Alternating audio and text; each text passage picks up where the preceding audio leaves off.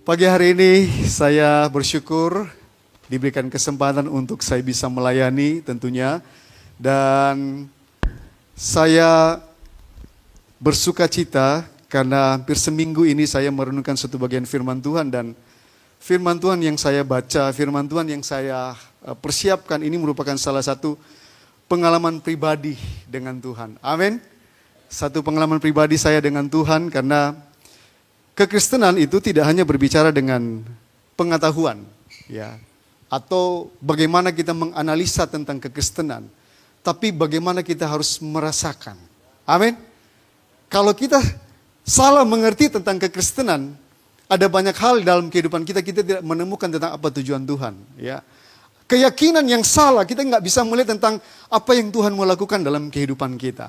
So, pagi hari ini saya akan menyampaikan satu bagian firman Tuhan untuk kita semua tentunya. Dan sebelum saya menyampaikan untuk firman kita di pagi hari ini, tentu kita juga akan berdoa untuk Pastor Iwan. Ya, Pastor Iwan tidak bersama-sama dengan kita semua karena Pastor Iwan berada di Jakarta.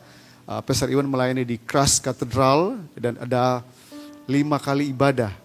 4 kali ibadah, thank you. Jam 8, kemudian jam setengah 11, jam 1 dan jam 5 sore. Dan saya percaya bahwa apa yang disampaikan oleh Pastor Iwan juga itu merupakan satu pengurapan yang baru. Ya, ada kuasa Tuhan dan juga untuk kita semua. Baik, mari kita sama-sama baca di dalam kitab 2 Timotius pasal yang ketiga ayat yang ke-16. Yang sudah dapat katakan haleluya. Yang rindu memuji, yang rindu membaca firman Tuhan katakan amin. Oke, sama-sama kita membaca di dalam kitab 2 Timotius pasal 3 ayat yang ke-16. Hanya satu ayat, tetapi kita akan membaca dengan suara yang jelas dan keras. 1, 2, 3, 2 Timotius 3 ayat 16.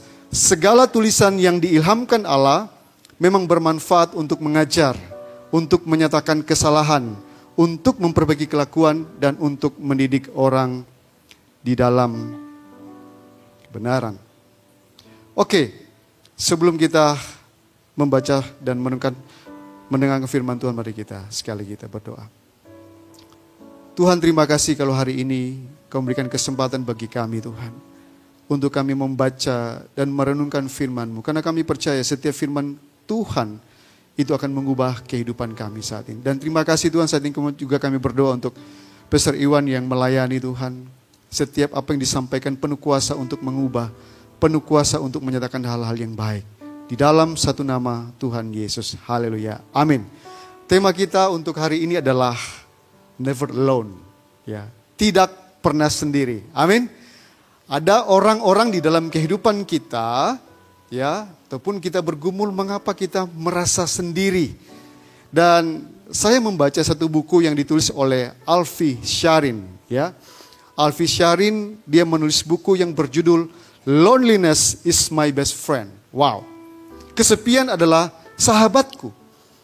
Karena sekalipun kita mengikut Tuhan, sekalipun di dalam kehidupan kita punya banyak komunitas. Ada orang tua kita, ada teman-teman kita, tapi terkadang kita merasa sendiri. Ada yang pernah merasakan itu? Kita merasa sendiri di tengah-tengah keramaian dunia. Kita merasa sendiri bahwa apa yang kita alami saat ini sepertinya Tuhan tidak ada. Nah, saya melihat salah satu musuh terbesar dalam hidup manusia itu bukan peperangan, bukan kompetitor, bukan persaingan, ya. Tetapi salah satu musuh terbesar dalam hidup manusia adalah kesepian. Buku tersebut berusaha untuk menjawab orang-orang yang mengalami kesepian dengan pendekatan secara psikologis. Maka ada beberapa nasihat di situ yang disampaikan untuk supaya kita tidak mengalami kesepian, bagaimana kita bisa mencari teman. Ya. Untuk supaya kita tidak mengalami kesepian, bagaimana kita juga harus berteman dengan diri sendiri. Wow. Bagaimana supaya kita tidak kesepian, kita harus berdamai dengan kesepian itu. Tapi saudara tahu, kesepian yang sesungguhnya bukan hanya ketika seseorang itu merasa dia nggak percaya diri. Bukan hanya merasa seseorang itu tidak diterima. Kesepian itu juga bukan berbicara orang yang introvert atau social anxiety. Di depan umum dia nggak bisa berbicara. Bukan hanya itu saja. Tapi kesepian yang sesungguhnya ketika kita tidak menghadirkan Tuhan di dalam kehidupan kita. Saudara pernah dengar istilah ateis? Istilah ateis itu bukan hanya sekedar orang nggak percaya Tuhan. Tapi istilah ateis, alfa dan teis, lebih tepat menerjemahkan Tuhan itu tidak hadir. Terkadang dalam kehidupan kita merasa terlalu jauh dengan Tuhan. Padahal ada orang-orang yang di sekeliling kita. Kita harus melihat ini dengan perspektif cara pandang Tuhan. 2 Timotius 3 ayat yang ke-16. Ini berbicara tentang latar belakang Timotius. Dia orang yang kenal Tuhan. Dia tahu tentang nasihat. Dia tahu tentang teladan hidup. Tapi ketika dia mengalami permasalahan, ada penyesatan di situ. Ada kejahatan yang dialami di situ. Ada penganiayaan. Terkadang dia mulai bertanya, apakah yang saya ajarkan selama ini, apakah yang saya dengar selama ini, itu benar atau tidak? Apakah Tuhan yang saya sampaikan kepada orang-orang adalah Tuhan yang selalu hadir dalam kehidupan? Saudara tahu, hal yang bisa mengubah hidup seseorang, salah satunya adalah penderitaan. Salah satu hal yang mengubah hidup seseorang ketika dia masuk dalam pergumulan. Dan dia mulai bertanya, apakah Tuhan ada dalam diri kita? Kabar gembiranya bagi kita nggak pernah sendiri. Ada Allah Roh Kudus. Amin. Ketika Tuhan terangkat dan Tuhan memberikan kita satu jaminan bahwa Allah Roh Kudus hadir dalam kehidupan kita. Kenapa kita tidak pernah sendiri? Karena Roh Kudus sudah hadir dalam kehidupan kita. Amin. Kalau Roh Kudus, saya pernah sampaikan ini. Kalau Roh Kudus ada di depan, maka Roh Kudus akan menuntun kita. Kalau Roh Kudus ada di samping, Roh Kudus akan menemani kita. Kalau Roh Kudus ada di belakang, dia akan mengikuti kita. Kalau Roh Kudus ada di atas, dia akan mengurapi kita. So, saya menyadarkan bahwa kita nggak pernah sendiri dalam dunia ini. Dalam semua aspek kehidupan kita, Roh Kudus sudah hadir dalam kehidupan kita. Amin. Ini yang perlu tahu. Kita nggak bisa memahami tentang kekristenan. Kita nggak bisa memahami tentang apa artinya doa kalau Roh Kudus tidak ada di dalam diri kita dan membuka pikiran kita. Kita nggak mengerti tentang apa artinya keselamatan. Kita nggak mengerti apa artinya penderitaan kalau Roh Kudus tidak ada dalam diri kita. Kita tidak pernah mengerti tentang keselamatan kalau Roh Kudus tidak pernah menerangi untuk terus melihat kepada karya Yesus. Ada banyak orang-orang akhir-akhir ini kesepian. Ada banyak orang secara khusus juga hamba Tuhan. Mungkin pelayan Tuhan. Ketika tidak menyadari bahwa peranan Roh Kudus ada dalam diri kita. Kita akan merasa kekosongan rohani mungkin. Saya mau katakan, kita nggak pernah sendiri. Amin. Boleh tepuk tangan dulu. Bisa lihat kiri kanan, katakan, saya tidak pernah sendiri. Ada banyak pergumulan, ada banyak tekanan. Dan seolah-olah kita jauh daripada Tuhan. Firman Tuhan menerangkan bagi kita. Roh Kudus sudah hadir dalam kehidupan kita. Allah melalui Roh Kudus yang akan menuntun kita. Allah melalui Roh Kudus yang akan menerangi kita. Allah melalui Roh Kudus yang akan mengikuti kita. Allah melalui Roh Kudus yang akan mengurapi kita. So, kita adalah anak-anak Tuhan. Itu satu hal yang perlu kita sadar. Bahwa di dalam menghadapi hari-hari kehidupan kita, Roh Kudus selalu hadir. Poin pertama, never alone, tidak pernah sendiri. Roh Kudus adalah penolong dan maha hadir. Saya berusaha untuk memahami teks ini dari cara pandang yang lain. So, dalam beberapa minggu ini kita sedang bahas tentang Connect series ya. Bagaimana kita untuk lebih dekat dengan Tuhan ya. Ada Pastor Carson, Pastor Iwan menyampaikan. Dan so hari ini kita lebih spesifik untuk berbicara tentang Holy Spirit. Berbicara tentang Roh Kudus. Dalam studi teologi namanya pneumatologi. Kita memahami tentang peranan Roh Kudus ada dalam kehidupan kita. Roh Kudus penolong dan maha hadir. 2 Timotius 3 ayat 16 ada kata yang tertulis di situ. Yang diilhamkan Allah. Ya. Kata yang diilhamkan adalah inspirasi atau theos penestos. Theos adalah Allah dan pneo adalah bernafas. Yang dihembuskan Allah. Jadi firman ini yang kita baca, yang kita renungkan, itu adalah satu hembusan nafas Allah yang menjelaskan pekerjaan Allah melalui Roh Kudus yang menggerakkan, menguasai penulis untuk menuliskan perkataan Allah yang dikehendakinya tanpa salah di dalam Alkitab. Alkitab yang kita baca, Alkitab yang kita bawa menuju kepada perjanjian lama dan perjanjian baru. Jumlah kitab 66 kitab, 39 perjanjian lama dan 27 perjanjian baru. Ada 1189 pasal dan ada 31.173 ayat. So itu tidak salah. Apa yang kita baca, apa yang kita renungkan, itu nggak pernah salah kata firman Tuhan. Itu yang diilhamkan. Bahwa setiap kita membaca teks ini, maka firman Tuhan yang dikuasai oleh Roh Kudus, itu akan mengontrol hati kita. Apa yang perlu kita pelajari? Dari 66 kitab ini, penulis perjanjian lama dan perjanjian baru itu kurang lebih dari 40 penulis. Dari berbagai macam latar belakang. Ada kalangan seorang nelayan yang menuliskan teks ini. Ada seorang penulis puisi, orang kaya, seorang petani, ahli filsafat, negarawan, ahli politik, gembala, militer, dokter, dan lainnya. Ditulis kurang lebih dalam jangka waktu 1.500 tahun dan melibatkan 60 generasi. Saudara harus terbuka dengan hal ini. Dalam Alkitab inilah menjelaskan tentang bagaimana manusia jatuh dalam dosa. Bagaimana manusia bergumul dengan gambar diri. Ya, bagaimana manusia mengalami satu perjumpaan dengan Tuhan dan dia diubahkan oleh Tuhan. Pengalaman profesi. Enggak hanya sekedar dia bekerja, tapi Tuhan katakan bahwa ketika Tuhan panggil kita tidak hanya sekedar untuk menyatakan, ya, tidak hanya sekedar bekerja dalam profesi atau usaha kita, tetapi harus Tuhan dipermuliakan. Semua penulis bukanlah orang-orang yang sempurna. Apa yang kita alami hari-hari ini, itu sudah tertulis dalam Alkitab. Dan penulis terlebih dahulu mulai Roh Kudus yang sudah memulihkan mereka.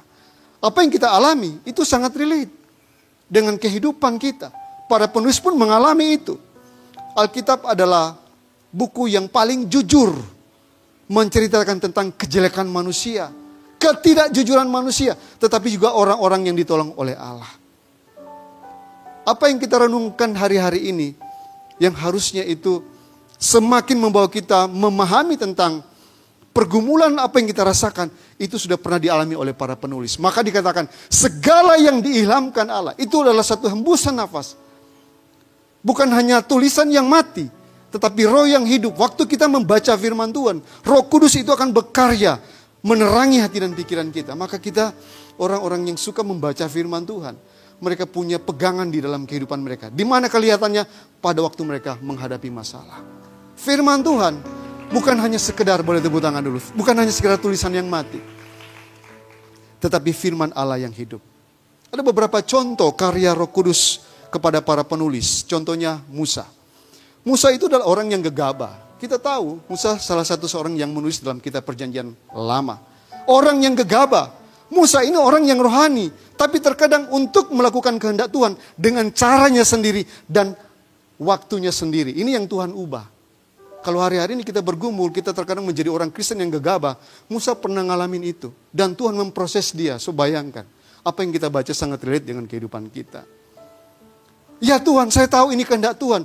Tapi kalau boleh Tuhan, dengan cara saya sendiri dan dengan waktu saya sendiri. Ini yang Tuhan ubah supaya Musa mengerti tentang kehendak Tuhan. Dari Musa inilah ketika dia berjumpa dengan Tuhan, 10 perintah Allah diberikan kepada Musa. Dan saudara tahu, seorang profesor di bidang hukum dia mengatakan, dari 10 perintah Tuhan itu terbentuklah 1000 sistem hukum yang ada dalam dunia ini.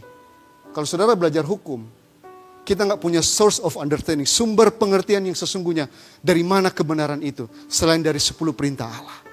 Bayangkan, kalau Musa tidak taat kepada Tuhan, gegabah dan dia melakukan segala sesuatu dari cara pandangnya dia.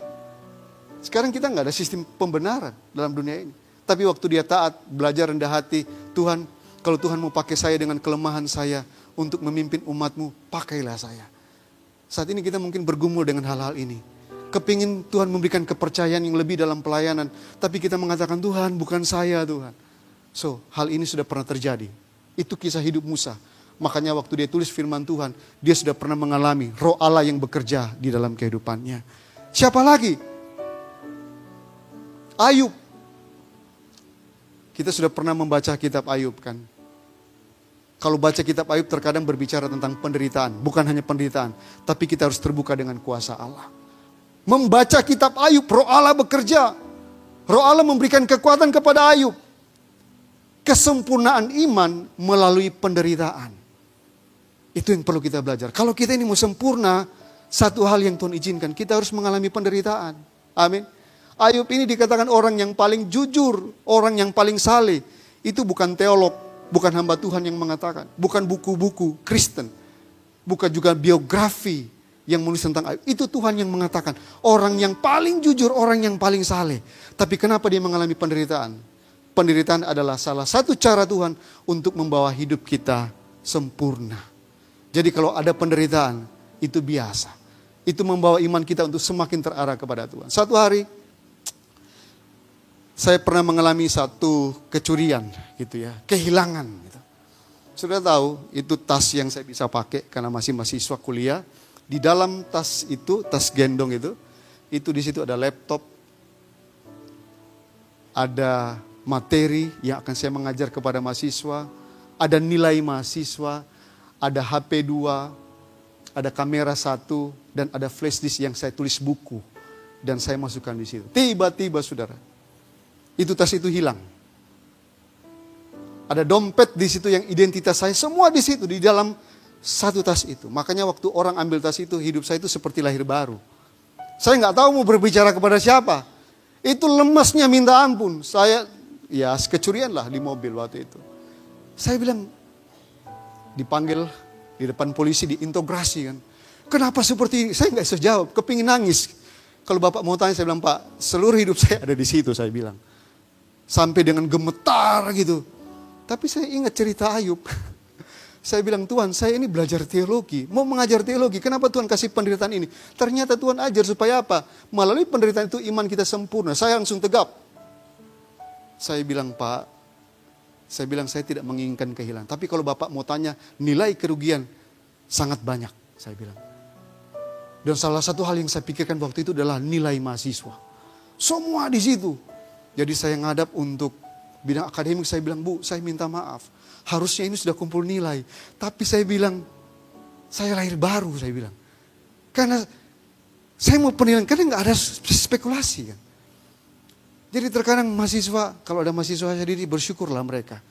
Ada yang datang saya, Pak, terima kasih Pak. Nilai saya, nilai A, mungkin dia nggak kumpul tugas. Tapi nilainya kaget tuh. Pak Christian, terima kasih Pak. Bapak sungguh luar biasa dalam hati saya, bukan saya luar biasa. Kesenangan kamu itu adalah penderitaan saya bilang. Karena saya nggak bisa spekulasi nilai pada waktu itu. Tapi saya terhibur ketika baca Ayub itu.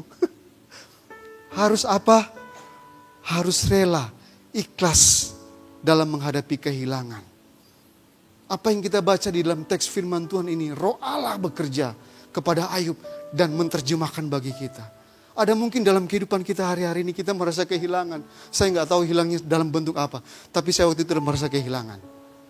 Tuhan katakan, saya bergumul.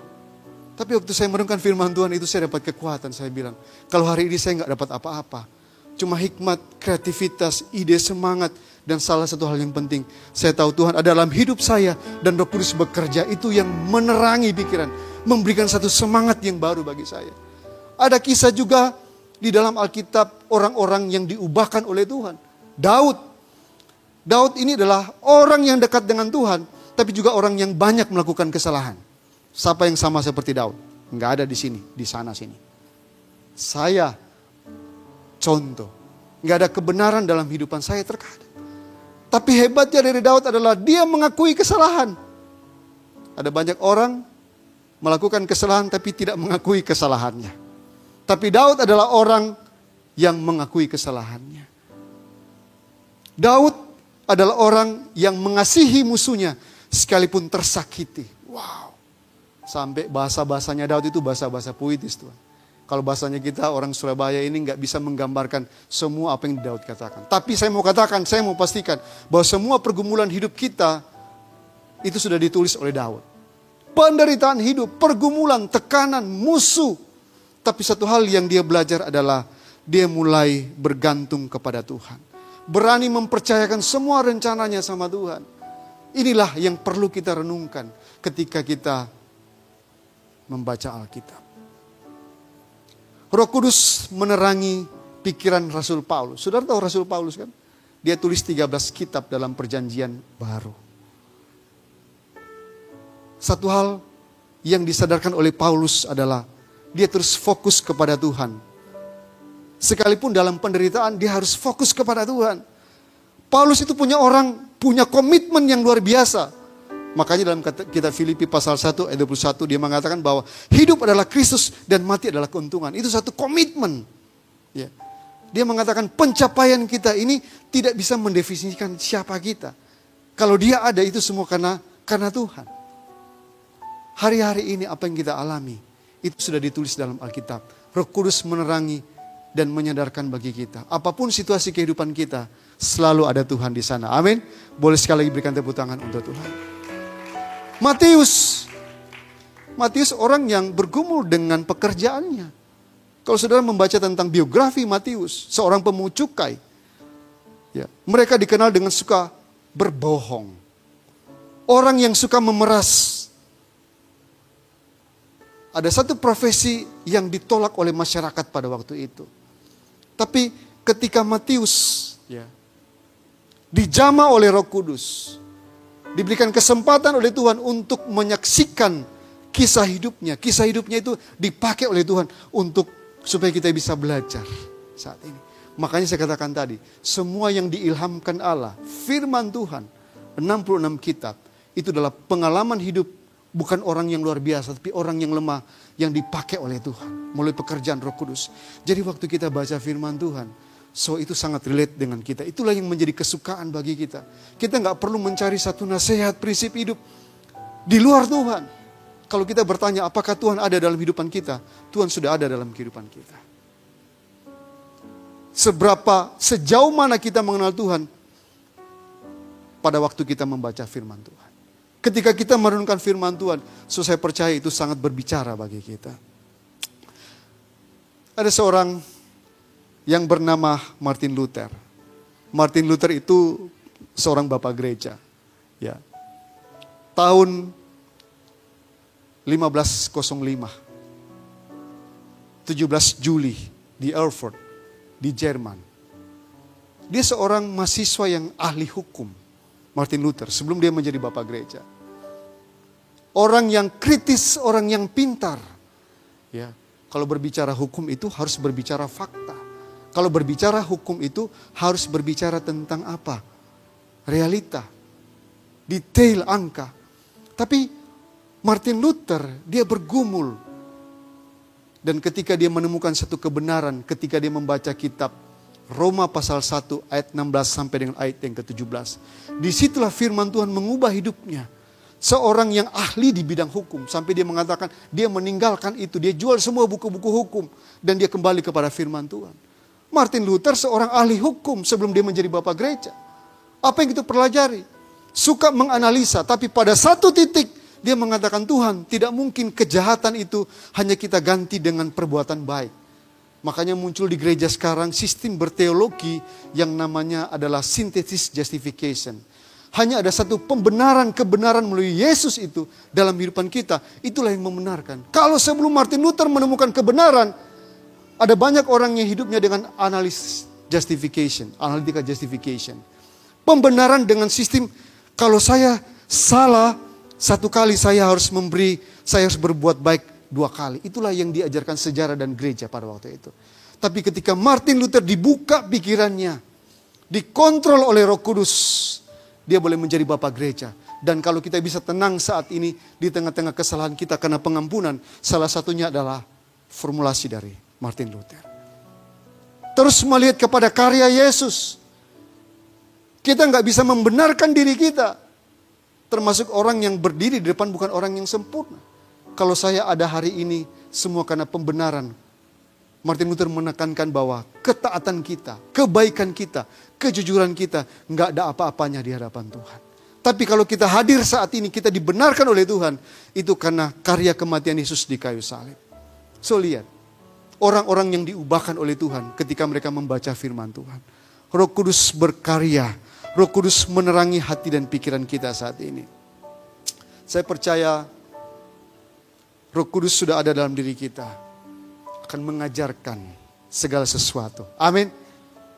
Roh Kudus yang sudah ada dalam diri kita menerangi apa yang perlu kita lakukan. Ada satu lagu yang kita sudah tahu bersama. Saya minta kunci deh.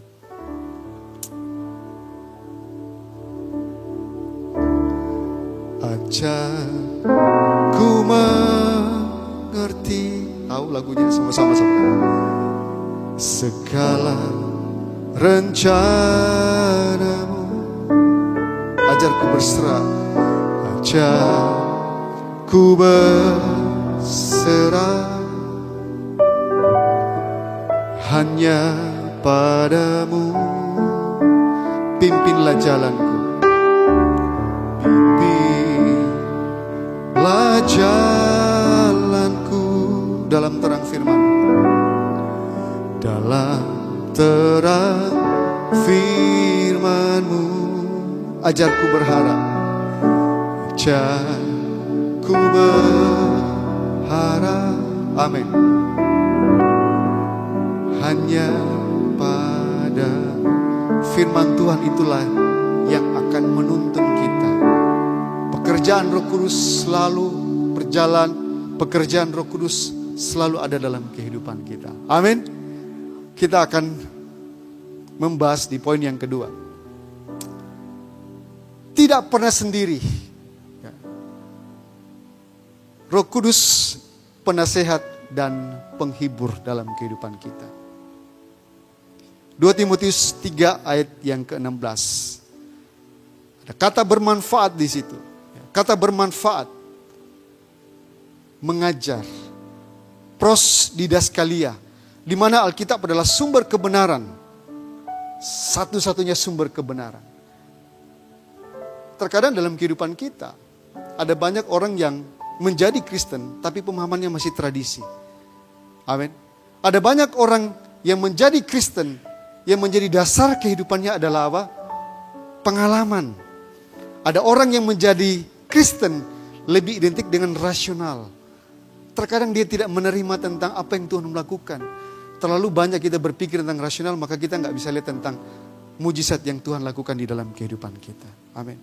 Ya. Menyatakan kesalahan pros elekmon, yaitu membuktikan, menegur, menolak ajaran sesat yang dihadapi pada waktu oleh Timotius.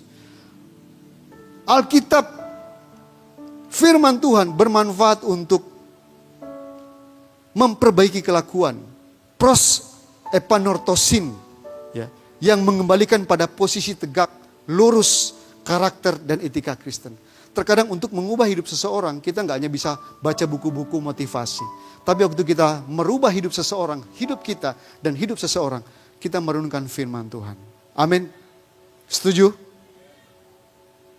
Memperbaiki kelakuan. Kata mendidik adalah kebenaran, mendidik dalam kebenaran. Prospaidean, yaitu disiplin sebagai teladan hidup.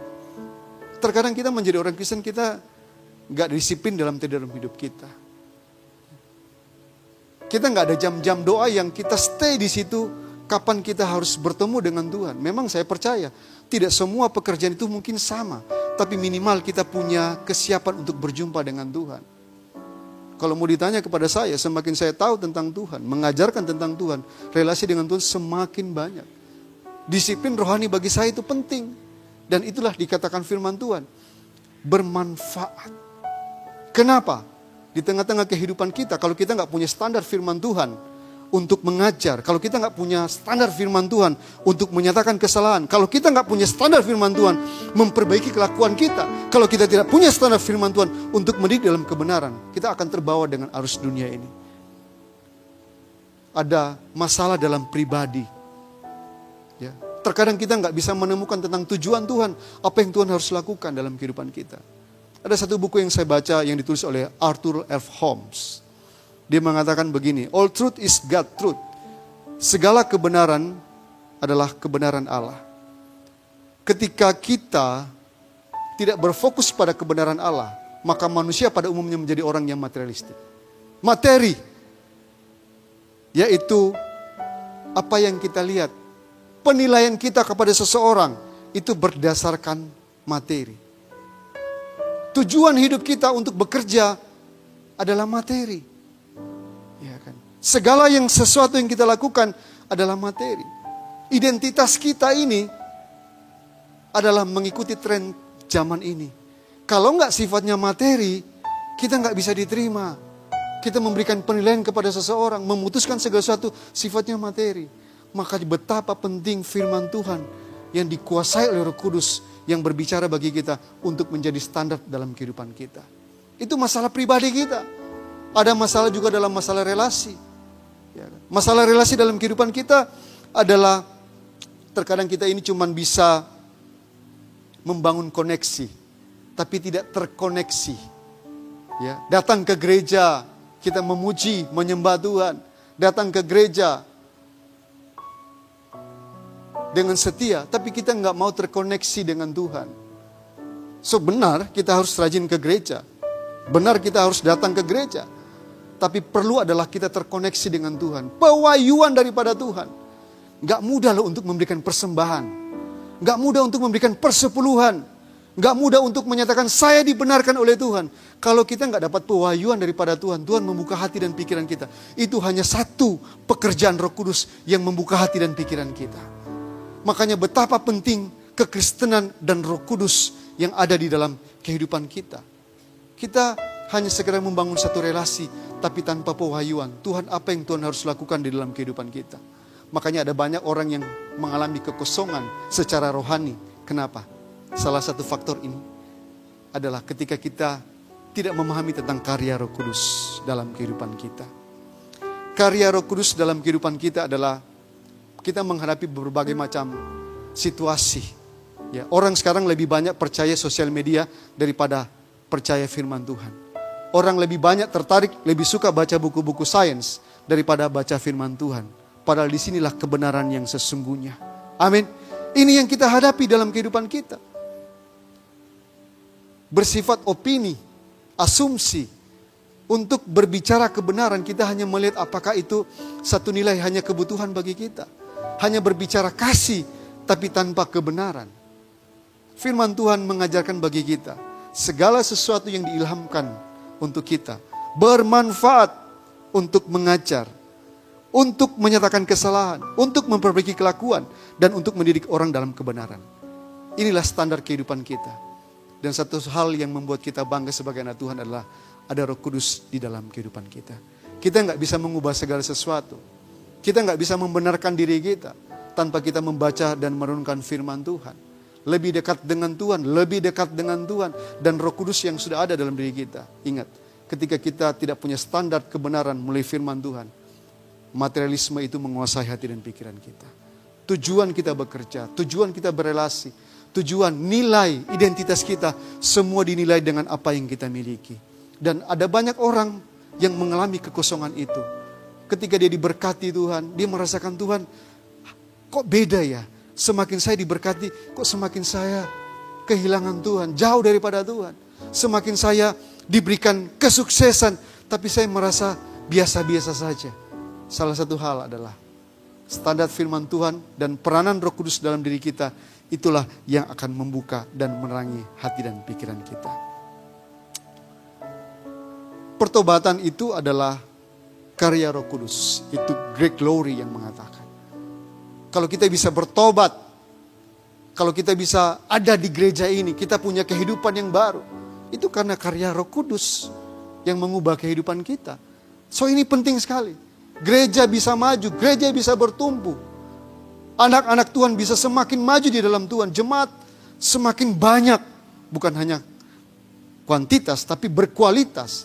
Salah satu faktor adalah ketika kita hadir, ketika kita percaya bahwa peranan Roh Kudus hadir di dalam kehidupan kita. Apa yang menjadi aplikasi bagi kita saat ini? Yang pertama adalah kita harus terbuka dengan nasihat firman Tuhan melalui Roh Kudus. Gak ada jalan kebenaran, gak ada yang sanggup bisa memulihkan hati dan pikiran kita selain firman Allah dan pekerjaan Roh Kudus. Mari sama-sama kita menerima nasihat. Maka betapa penting seseorang yang setiap saat merenungkan firman Tuhan. Mari kita mengambil keputusan menurut firman Tuhan. Dalam bekerja bukan hanya kita bisa semangat. Dalam bekerja kita tidak hanya bisa jadi orang jujur. Dalam pekerjaan kita tidak hanya menjadi orang yang berintegritas. Semua itu butuh. Tapi dalam pekerjaan kita menyatakan tentang kemuliaan Tuhan. Di dalam pekerjaan kita menyatakan kebenaran Tuhan.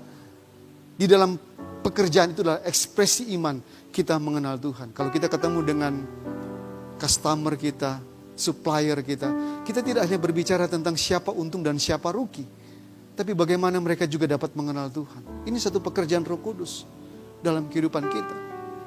Dalam relationship, sebagus-bagusnya relasi yang kita bangun, tapi kalau tanpa kasih dan kebenaran daripada Tuhan, satu saat itu akan pudar.